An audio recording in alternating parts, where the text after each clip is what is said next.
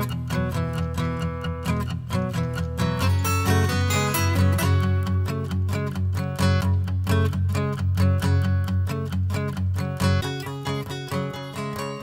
everyone, and welcome to the special program, Connecticut's Education Budget. What will our children lose? I'm Baldwin, and I'll be hosting the conversation today, but first, let me begin by explaining who's involved in the What Will Our Children Lose coalition. For the past 3 years, this coalition has been advocating for a strong public education system in our state.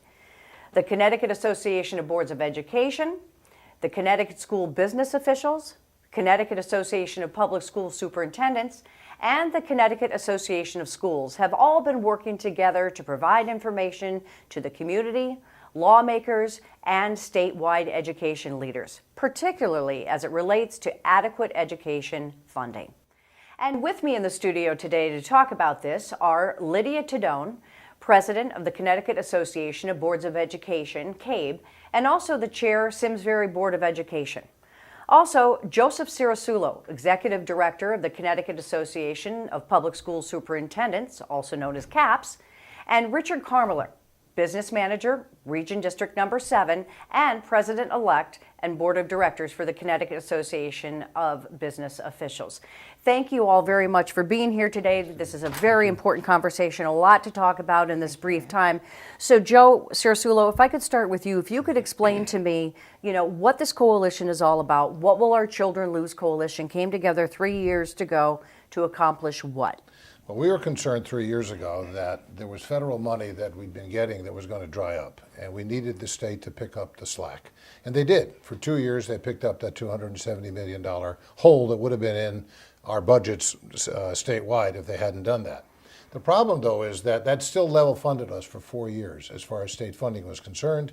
And as a result, there's been a decline in the quality of schooling in the state. 60% of the districts have postponed maintenance and capital projects. 45% have reduced or eliminated programs. Close to 40% have increased class size. So this year, we've been saying to the legislature, to the governor, you need to increase state aid, especially in light of the fact that we have a couple of new major mandates coming down the track.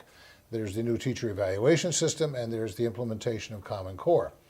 We're concerned now that the Appropriations Committee of the legislature has recommended a budget, and that budget doesn't solve our problems. They still have eliminated the transportation grant, which is money that districts get to transport kids to school, something we're required to do. The Appropriations Committee also eliminated the money for the non-public school transportation grant, and districts are obliged to transport kids to non-public schools in their communities. The money for that won't be there. The money for teacher evaluation has been eliminated, and the money for Common Core has been eliminated. Right, and so we're very concerned right now. Right, and we'll dig more and deeper into those issues too.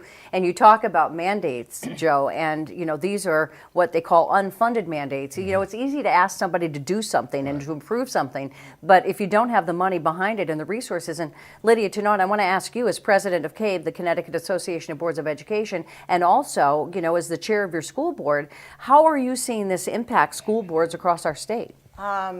We're seeing this impact in terms of our budgets with the school reform efforts that were passed last year through the legislature and Governor Malloy's proposals. In particular, in response to the Common Core state standards, in Simsbury Public Schools, we have allocated funding for instructional coaches to assist teachers in the teaching and learning in response to the Common Core state standards. So these are areas that not only in our district, but in districts around the state that are responding to what needs to be done for the coming year for the reasons of the implementation of both Common Core and teacher evaluation, as Joe had alluded to. And Richard, let me ask you, you are the business manager in Region 7, and Joe talked a little bit about cuts in the transportation budget, which, isn't it, part of what we're expected to do is provide safe transportation to kids to and from school. How does somebody touch that? How does somebody take that away? And more importantly, what's going to suffer? What else is going to be taken back if that's not funded? And let's say, I think we want to say this, it's not too late to fix this. Right, absolutely. It's a great question. The transportation grant is critical to school districts, particularly regional school districts. We provide transportation to 4 member towns in Region 7. The money that we get for Region 7 is about $90,000, and that revenue comes directly to the regional school district, and it's critical.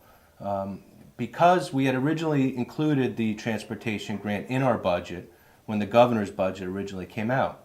Once the Appropriations Committee cut that budget, we needed to find an offset for that so that we wouldn't increase the burden on the local taxpayers. And as a result, we eliminated our proposed school resource officer. So because we didn't get that revenue in, we couldn't implement our plan to hire a new school resource officer for school security. Wait a minute. A resource officer, which in my opinion is school safety. Yes. And you're letting that go at the cost of not having funding to provide safe, reliable transportation for kids to be educated? Unfortunately, we had to. The board had a tough decision they had to make. I can't imagine. This school resource officer was a new position, and that was the one that had to be cut out of the budget. We had to be very sensitive to the local taxpayers. We've heard loud and clear that they don't like the increased property taxes, and so we have to be very mindful of that. And when we lose revenue on the one side, we have to make up for it by reducing our expenditures on the other side, because the expenditures are the one area that we do have some level of control over. The revenues that come to us from the state, other than our lobbying efforts, we really don't have a whole lot of control over how much revenue comes in. So therefore, we can only rely on cutting expenditures. And as a result, not only does school safety suffer, but as Joe mentioned, our facilities, even our teaching staff and support staff. We had hoped to get some tutors in response to the Common Core, and we weren't able to do that either. Well, and Rich brings up a good point, for Region 7, but Region 7 isn't alone, Joe, are they? I mean, this is being felt, the pain of this is being felt all over the state. Whether you're Simsbury or you're another community, everybody's impacted by this. And why is it, I guess, that legislators don't understand the impact of insufficient funding? You're not asking for a lot. That's a difficult question to answer because we don't get inside their heads. What we're trying to say to them, whatever they're thinking, is if they're really concerned about maintaining the quality of education in the state, they need to step up and provide adequate funding at the state level. 4 years ago, the state was paying about 38-39% of the cost of education in the state. We're down to 31-32% now. And the budget the Appropriations Committee has recommended will take us even further down. We're not going to maintain quality. And on top of that, if they expect us to improve and support teachers, and we all want to do that, they have to put the money behind that. If they want a better curriculum and higher standards, they have to put the money behind the Common Core. You talked about passing mandates and then expecting other people to fund them, and that's an issue. But also expecting reform and then not being willing to pay for it. That's a big issue as well, and something they need to confront. Mm-hmm. And Lydia, from a boards of education level, and I want to reiterate too for the folks out there watching that might not realize this, that our boards of education are people that care about education, that are volunteers, bring in their expertise, their time, and their knowledge to help maintain and help have positive input on our school systems. So, you're seeing this from a statewide level and nationally. I mean, you travel, you meet with other boards. I mean, are people shaking their head when they see what's going on here in Connecticut? Oh, yes, absolutely. And I'm glad that you had mentioned nationally, in every district in the country, you see the same concerns and issues that we feel right here in Connecticut, right here to our smallest districts. And whether they're urban or our small districts or suburban districts, we all feel the pains of decreased funding for our budgets. And we Board of Education members are very passionate people. We care about education. We care about what's best for children. We care about our teaching staff. We care about the reforms that are coming before us. And more importantly, we are very good at crafting our budgets. We know how to do this. There is no waste in our budgets. We also know about shared services with our municipal administrators and our first selectmen and mayors. And also this year, the other caveat that came to place, which unbeknownst to any of us, was again after Newtown, the school security and safety of our students and children, which includes our school climate. For many of our districts, we are also now having to add additional staffing in mental health areas, such as school social workers and school psychologists. So it's not only the SROs that are needed, it is also the support staff that is necessary for all of our students, starting from pre-K to grade 12. Mm-hmm. And that's one of the things too, I believe, that, people don't always, attend a school board meeting, as a parent or as someone who's concerned about their taxes going up. What they just see are, the fact that they're right in front of the budget, that's the reality that they see. But they don't see what's going on behind the scenes. And isn't it true that's why the What Will Our Children Lose coalition came together? You guys saw this coming. This wasn't a big surprise to you, and it really shouldn't be a surprise to anybody, right? Yeah, that's why we're trying to communicate it through Right. every way that we can, especially from the perspective of school business officials, and talk about people behind the scenes. Rich, you guys put the budgets together. Right. We've done everything very efficiently, as Lydia pointed out. We share services with other towns. We buy in bulk. We've sort of done the things that we can do to cut down on our costs. But even so, we've still lost a huge amount of staff, not just in my district, but statewide. And we continue to lose services because the current cost of providing an education goes up to a higher degree than does the funding that we have available to pay for that.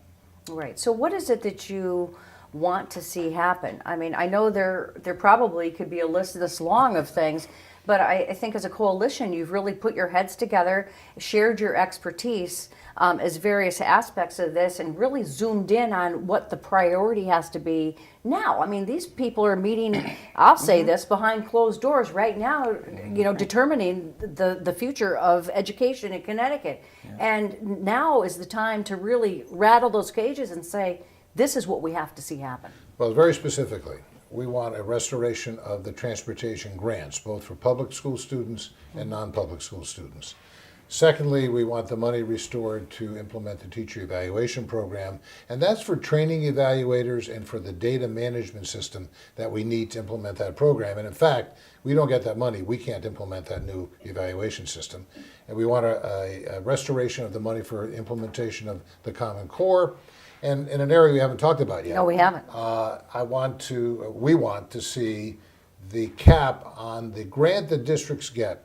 When they get a placement for a special ed student that is of a certain dimension, they get what is called an excess cost grant to help them pay for that. There's always been a cap on that, and the cap has been based on whatever money's left in Hartford to pay for it. That should be removed, and that money should come to the districts in a way that's commensurate with what they're paying out for the placement. So those are the things we'd like to see the legislature do. What is the average cost to educate one special needs student in a school system? Is that number available? I'm not sure what the average cost is, but I can tell you that costs can go as high as $250,000 per student. For one student.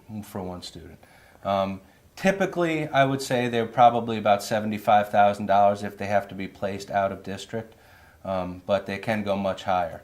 And the state, some time ago, had created this mechanism through the excess cost grant to help defray some of those costs and provide a grant to school districts and towns to help pay for some of that. And they're just simply not meeting their commitment in terms of funding that. In general, kids with special needs cost us twice as much per kid as students who don't have special needs. And most of these students aren't placed out. They're in the district, but they need a smaller class size, support services, all of that. There was a time when the state provided a special education grant to every district. A few years ago, they eliminated that grant. They folded it into the regular aid to education program and said, don't worry, the money will always be there. And then they began cutting the regular education program. So this thing has compounded over the years, and it's put districts in a very difficult spot. Absolutely.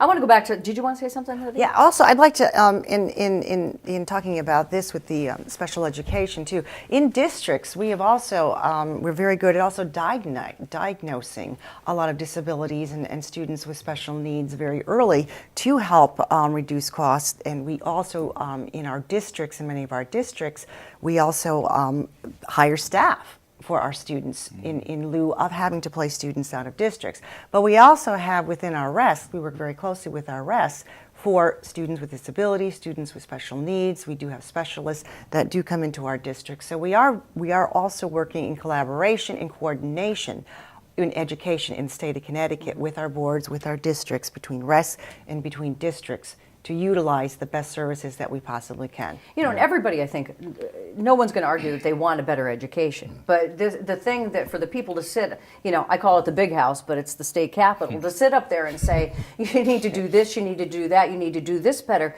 but not understand, you know, the chain of command and the dollars that need to go with that. But then you have other people say, well, you keep throwing money at it, it's not going to fix it. But you can't be told you have to do this. Like, you can't put a new roof on your house if you don't have the money to do it.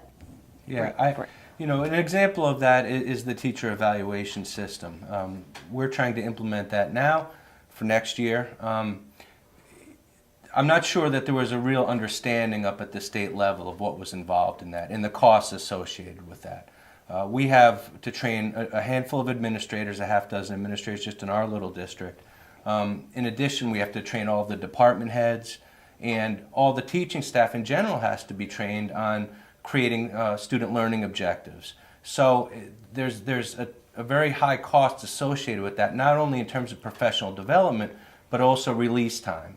Teachers, if they're not in the classroom to go to this professional development, we have to pay for subs to replace these teachers. Did anybody ask you? Did anybody say, we want you to do this, and what does it take as far as staffing, resources, and dollars? Well, in fairness to some people at the state level, the governor recommended enough money for us to implement the teacher evaluation system. So he and his staff obviously understood that this had to be done. Okay. It was the appropriations committee that cut it out. Why they cut it out, we can't get, frankly, at this point, we can't get an answer on that. I don't know how they expect us to do the training that Rich just mentioned. How would they expect us to have a data management system to support all of this without assistance from the state? But some people at the state level did understand it. The governor understood it, so the commissioner understood it, they proposed the money, and at this point, the appropriations committee is saying, you don't need it. So this isn't a political talk show, but what's the disconnect between them and the governor? Maybe that's a question someone I could think, help us and answer. also too, in when we talk about the legislators and bringing politics into education, I think we do a good job, and we constantly pound the pavement as Board of Ed members and also members of the What Will Our Children Lose coalition.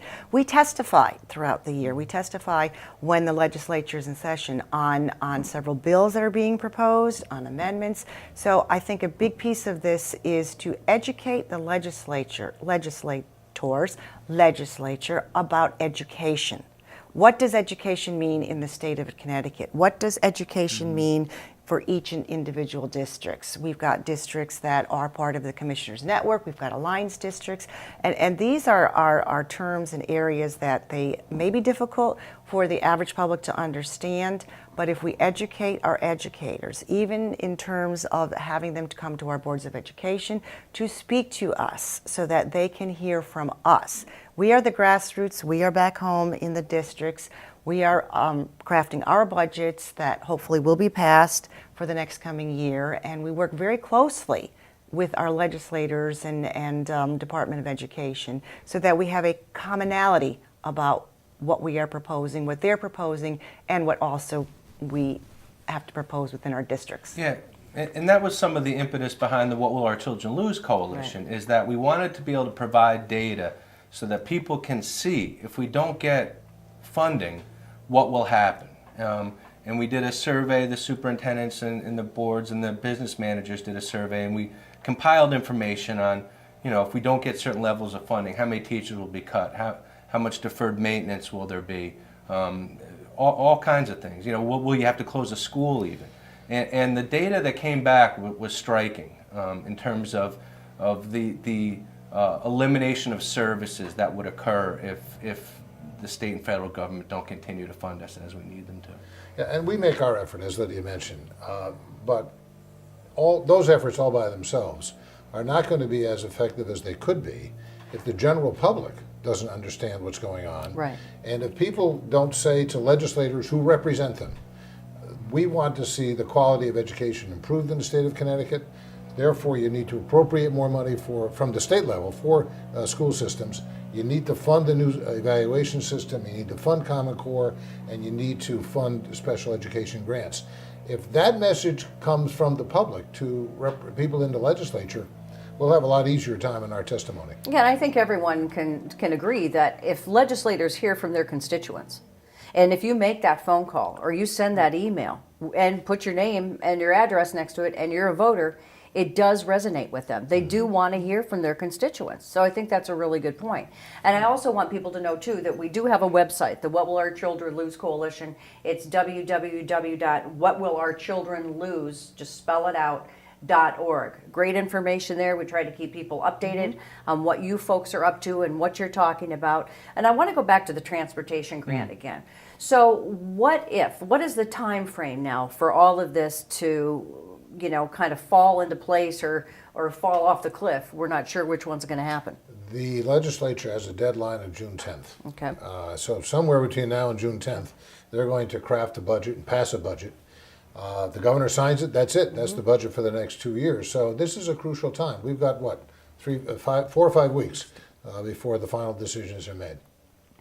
And Lydia, from your perspective? And we are all, while the legislature of the state of Connecticut is putting their final stamp on their budget, we in our districts are having referendums and public meetings and town meetings in response to our budgets that will hopefully will be passed for the coming year. So it also has to work in tandem. I mean, we know what we need. We know where we have to go with our own district budgets, and hoping that any bit of funding coming down from Hartford, coming down from the capital to our districts is so crucial, so needed to aid us in our budgets. And Rich, too, we've got school business officials out there. I mean, Right. Running a school is got to be, I would assume, a lot tougher than running a major corporation in a lot of ways. I mean, look at the challenges that you're up against. Yep. And I don't think that people realize what goes into negotiating for better contracts, what goes into negotiating, to get paper at a good cost and computers and all that. Right. I mean, it's not like you haven't been and don't have the people in place in these school systems in public education paying attention to the bottom line. You're not just throwing money out there needlessly. No, we're not. School districts have become very efficient. It's very transparent by the nature of what we do. Because we're a public organization, we have the public vote on it. We have freedom of information laws that we must abide by.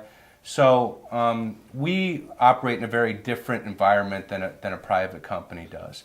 And as a result, we've become very efficient. We've become very transparent. We run a multi-million-dollar business, if you will. In Region 7, our budget's about $19 million. So we oversee a couple hundred employees, $19 million. And all of that is anyone in the public has access to that information. So as a result, we've really had to be mindful of saving taxpayer money and doing things the right way. And I think we do things that private companies don't have to do. And one of the challenges we have, the private companies don't have, is that we have certain mandates. Right. We have things we have to do. And more coming. So, right. And so if we have a budget shortfall, we can't decide next year we're not going to transport the kids to school. Right. You have to do that. Right. We can't decide not to run kindergarten next year. We have to do that. We can't decide to Not educate special ed. Whatever. I mean, there's all those things we have to do that make it very difficult, and much more difficult than a private company. Years ago, I was on a panel in a group actually, with the CEO of Union Carbide, multi-billion-dollar international company. He turned to me and said, "I could never do your job because your hands are so tied on things that he had flexibility on." So people need to keep that in mind. Right.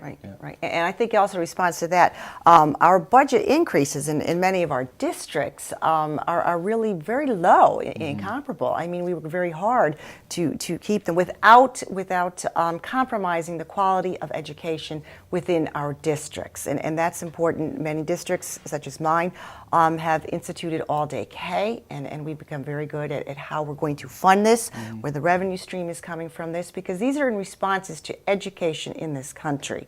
This is what our students starting, and I'll use the example for kindergarten, should have upon entering kindergarten. So these are areas that we want to keep in place, and as we know in budgets, once things are axed, as you can talk about this, are removed from that budget line, they never come back. And in this day and age, when we talk about 21st century skills and workforce competitiveness, this is very important that we keep in mind that investment in education is so important for our students, our young people, in our society. And that is something that we do not want to have to compromise at any cost, because once we do, we are at even a greater loss. Right. Rich, we've got just a few minutes left. Any last minute thoughts? Or No, I think that the transportation grant for us is very important. That lost revenue, as I mentioned earlier, caused us to cut our new school resource officer out of our budget.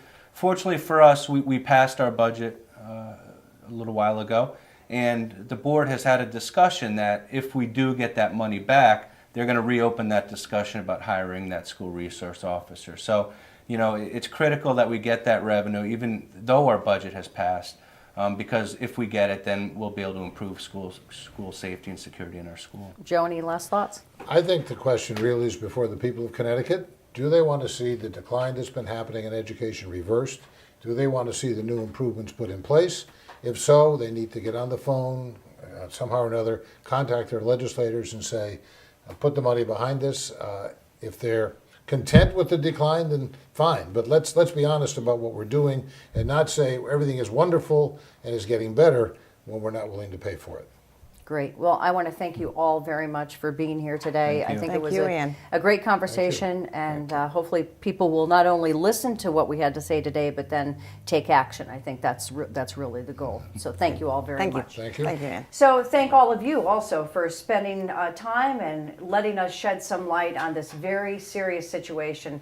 And hopefully, as we mentioned, our legislators will get the strong message, and we will be able to allocate the funds necessary to take Connecticut's public schools to the level of performance that all children deserve. And if our voices as advocates for public education are not heard, and as the budget stands, all of our schools, all of our districts, and more importantly, it's our students that will lose. Again, I'm Ann Baldwin. Thank you for joining us for this program. For more information on this, you can go to the website www.whatwillourchildrenlose.org.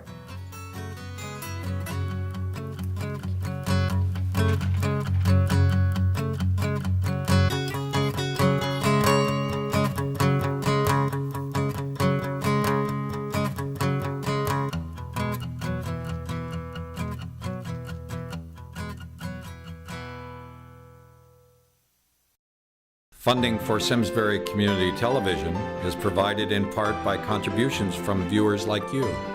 Thank you.